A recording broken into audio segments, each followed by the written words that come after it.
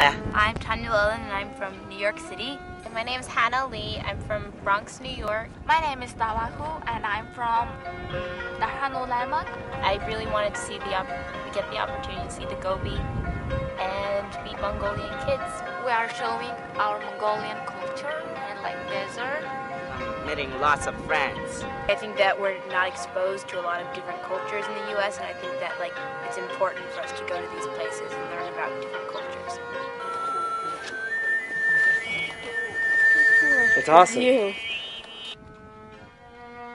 After a couple of days to adjust to life in Mongolia, the group journeyed to the Gobi Desert, the site of their debate tournament. This is the first time that I've ever been out of North America, and first time going to the Gobi Desert. The scenery was stunning, just incredible. We're here in the Gobi Desert, enjoying ourselves with kids from all over Mongolia at the first, hopefully annual International Gobi Desert Debate Tournament. We've broken into mixed teams of Americans and Mongolians, and now we're debating this topic, which is about Mongolian animal husbandry, traditional way of life.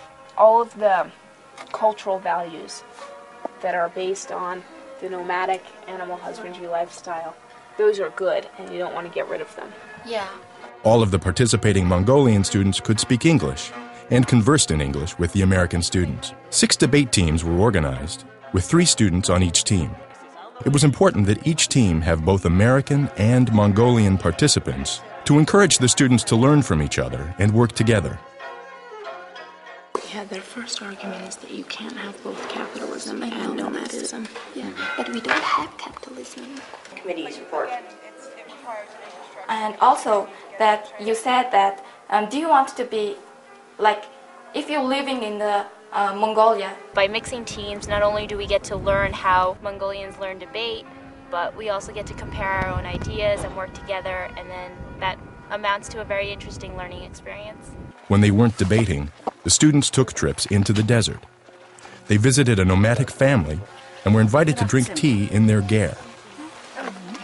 It's really different from the U.S., and it's really interesting to see a place that's so different from what you're used to. The Mongolian students also had a chance to show the Americans how to ride camels.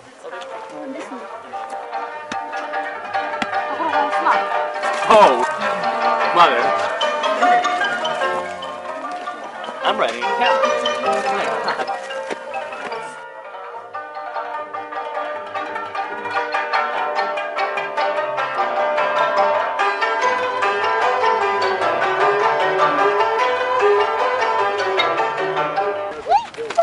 Second of all, industrial animal husbandry, they say, well, you can re-educate the people and you should re-educate them in something that's actually feasible. The debating gave a focus to the trip and was the catalyst for many interesting exchanges between the two cultures.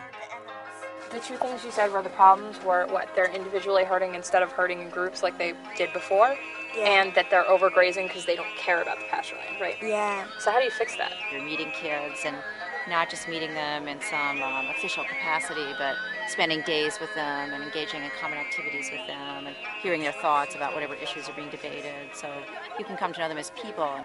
Although the American students had the advantage of being native English speakers, the Mongolian students were debating a topic they were knowledgeable about, which concerned their country. This is where the evidence of your grandparents is really important.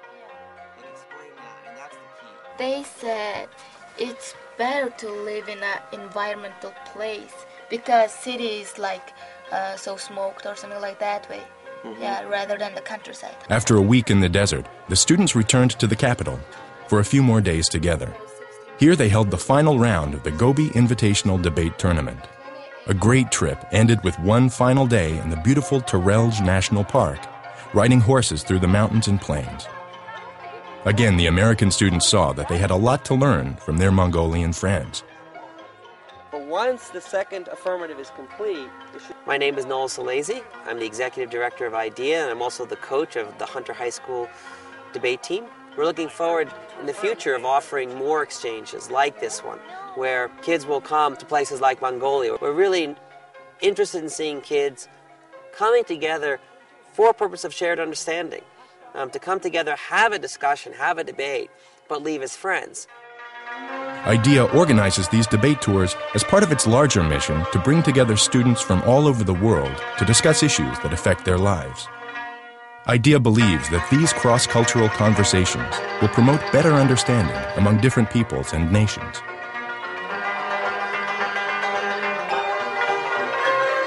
We got along really well, and they were a lot of fun too. We are sharing experience with the Americans, and it's really cool. It just blew my mind.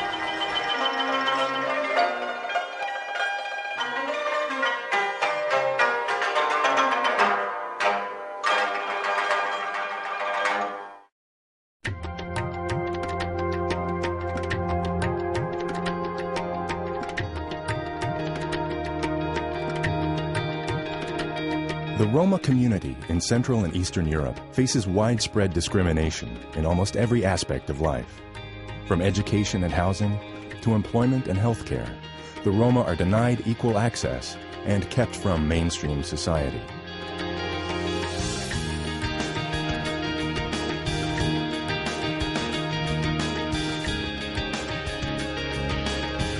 IDEA, the International Debate Education Association, has responded with two important initiatives to combat this discrimination and help empower the Roma to achieve their place in society. IDEA educates young people in debate and promotes the free and open discussion of critical issues. Building on this experience, in the autumn of 2000, IDEA launched its Diversity in Dialogue project in cooperation with AKD, the Czech Debate Association. This project introduces debate education to Roma high school students in the Czech Republic. The project helps Roma students develop their language and public speaking skills and teaches them the art of argumentation. What we had in mind were basically two goals. The first one was we wanted Roma kids or minority kids to share the benefits of debating. We strongly believe that debating helps children and young people to understand the world, that it makes them better citizens and better people. First of all, it's important for our vocabulary. We learn to speak more fluently in another language. I'm better able to understand the people around me. I'm able to accept their opinions and also to persuade them if they don't agree with me. I think that, thanks to debating, I can be more active as a citizen in the future. The second goal was strengthening the values of tolerance among people, among young people. We try to really see that our motions or resolutions, kids debate, really promote values of tolerance. Debate is a formal contest of ideas in which an affirmative and a negative team argue a given resolution. The Diversity in Dialogue program brings together students from the Czech majority and the Roma minority. The students' interactions help them break down stereotypes and prejudices to create a culture of understanding and coexistence. Debate provides an opportunity for Roma and Czech students to discuss important issues relevant to both communities. Issues such as minority rights, immigration policy, and freedom of speech. The integration is important. There are both Czech and Roma students in the debates. It's good for our social life and good for the debate.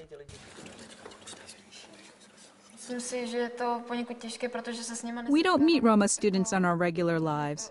Through the debates, I'm getting to know the Roma students better.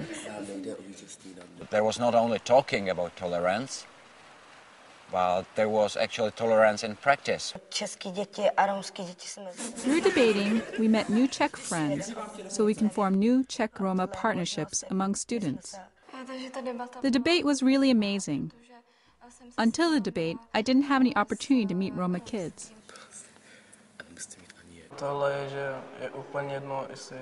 I don't think it matters if someone is Czech or Roma. The important thing is that people are able to get to know each other better. I made new friends through debating. I really like being here.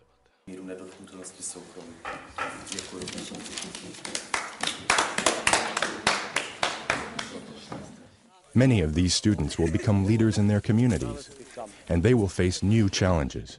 To help this next generation of Roma leaders, IDEA has extended its program. It has applied its expertise in debate education to organize a series of communication and advocacy training seminars for adult Roma activists. The participants in this case are young Roma leaders from Bulgaria. We, the Roma people, really would like to have a change, and advocacy means change. To persuade someone to take action, to change a situation.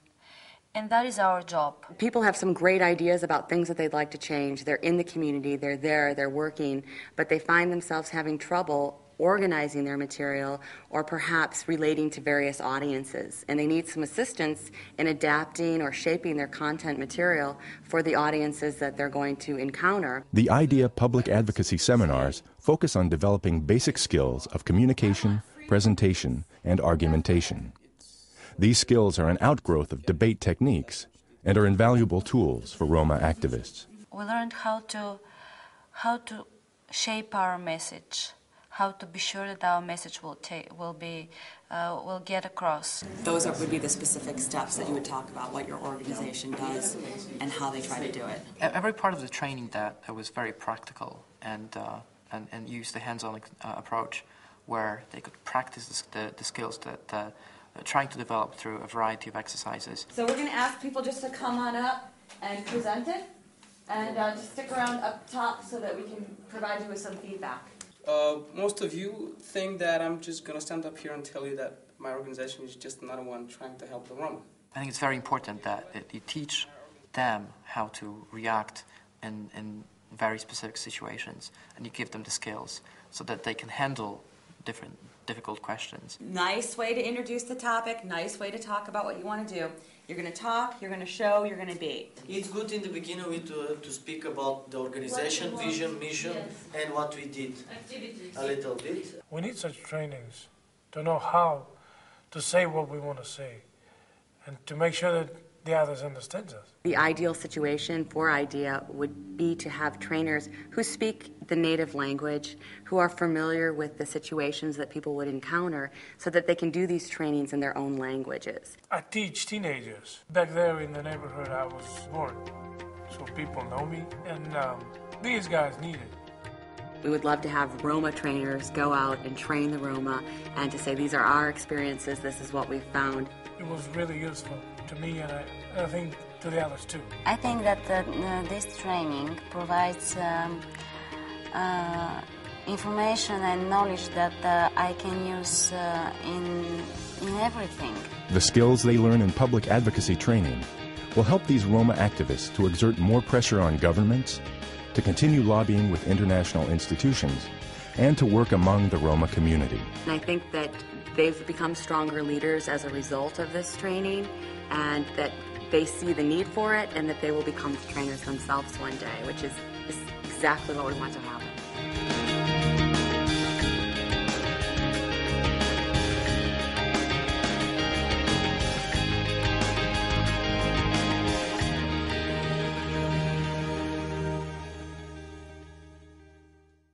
We think that we are introducing a program proposed, in fact, by an international organization, but we are trying to do it in our way.